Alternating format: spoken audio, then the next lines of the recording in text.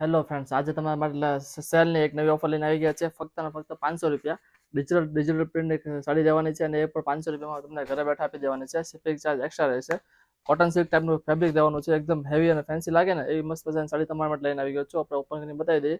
આ વિડીયો જેટલો બને એટલો ફટાફટ તમે શેર કરી દેજો ને, કે આવી સાડીઓ તમને 700 થી 800 રૂપિયા દેવો તો આ વસ્તુ નહીં મળે છે. આપણે ફક્ત ને ફક્ત 500 રૂપિયામાં આપી દેવાના છે.